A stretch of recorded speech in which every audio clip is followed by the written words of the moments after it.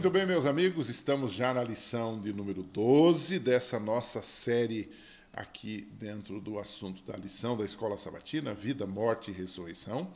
Hoje vamos estudar um pouquinho, alguma coisa que já estamos estudando, uma espécie de resumo do trimestre, que fala sobre a cosmovisão bíblica sobre este assunto, né?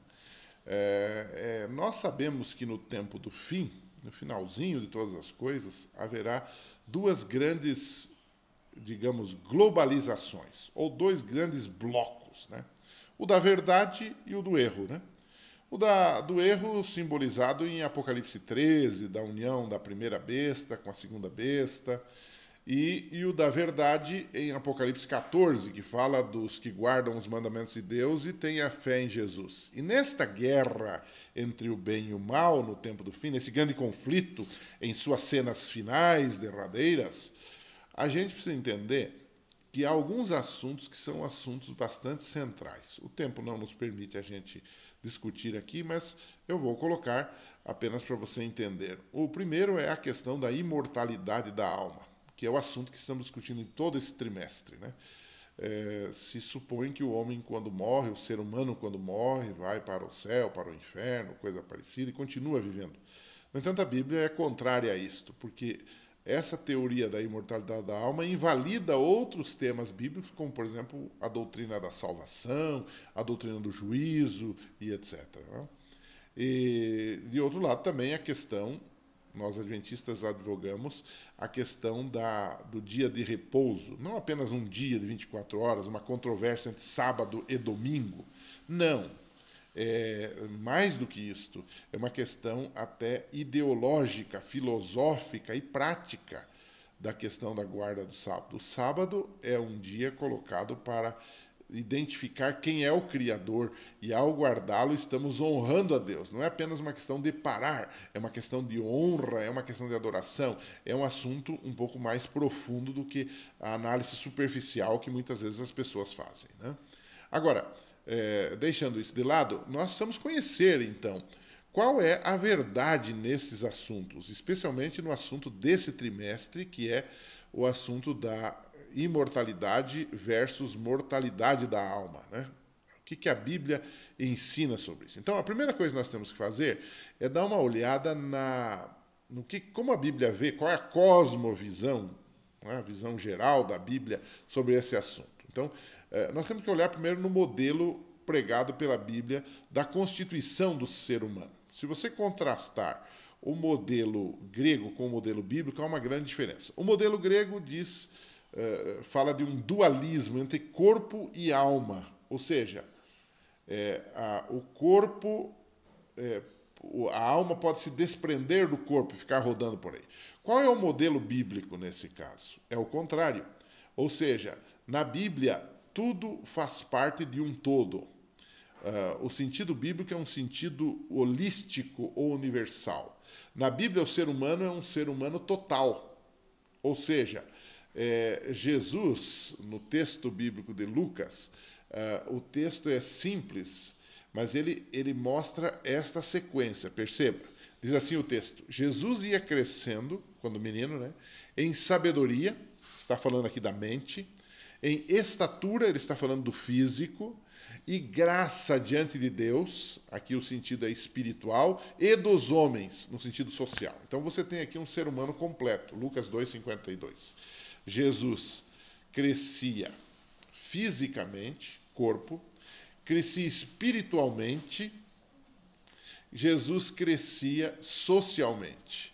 Ou seja, você tem aqui um ser humano completo. Se você tirar qualquer uma dessas partes, o ser humano se desintegra.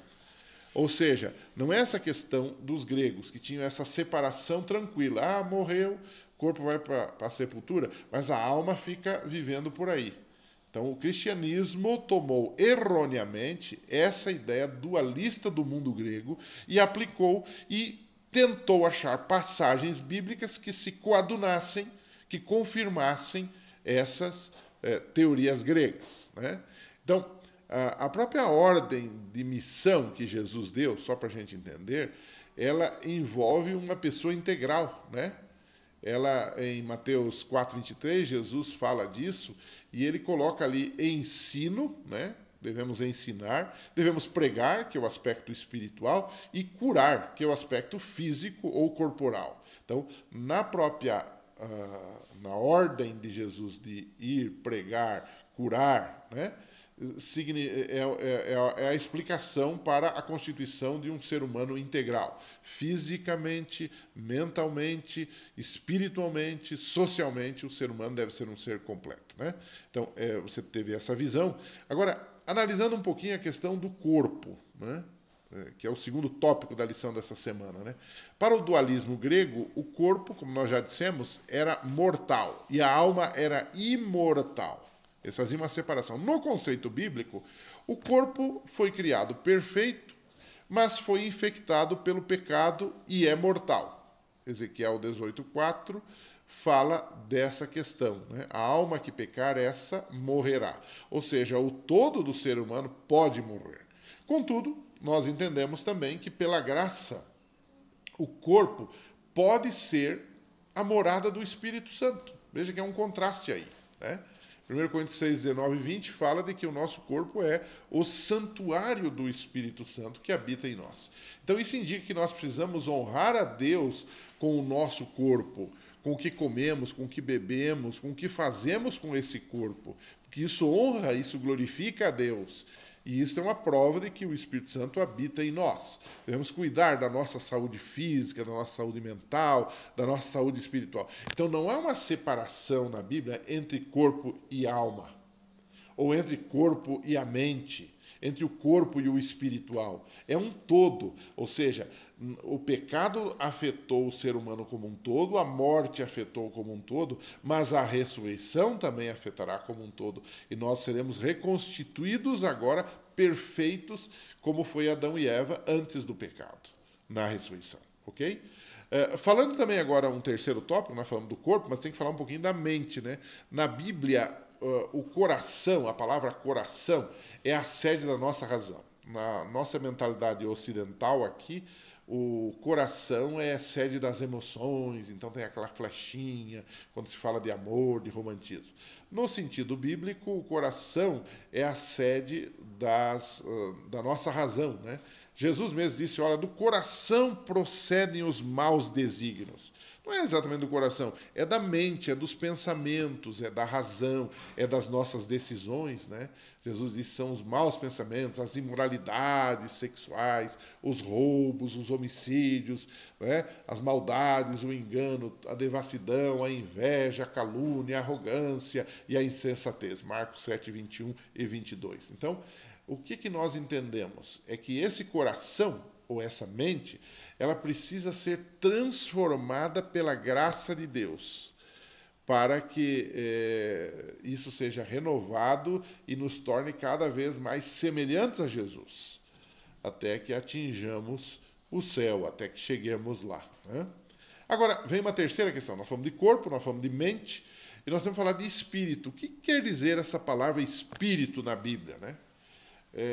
O espírito aí significa aquela parte que é o sopro de vida que Deus deu, segundo Gênesis 2:7, e quando a pessoa morre, a Bíblia diz assim, o espírito volte a Deus que o deu, que é aquele alento, que não é apenas uma respiração, que é a vida que Deus deu, que entrou dentro do corpo de Adão e o fez um ser vivente, segundo Gênesis 2:7, né?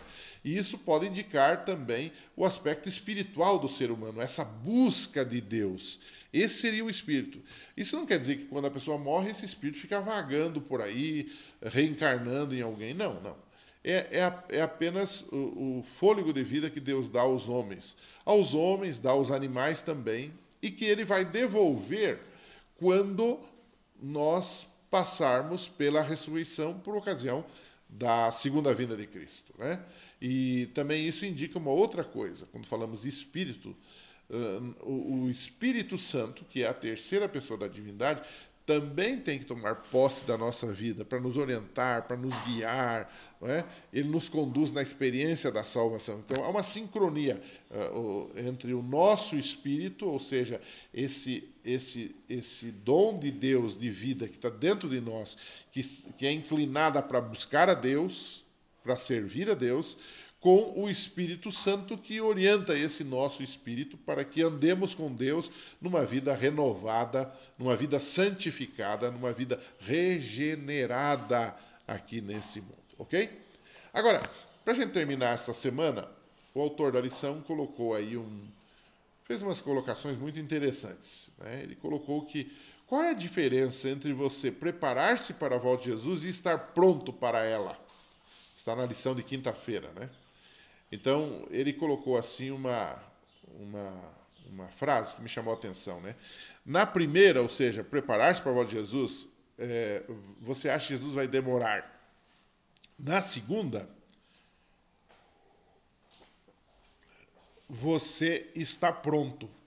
Você está preparado. Na primeira, você vai enrolando, em outras palavras. Na segunda, você está pronto. Então, a minha pergunta para você é: você está se preparando ou você já está preparado? Que Deus abençoe. Até o próximo encontro.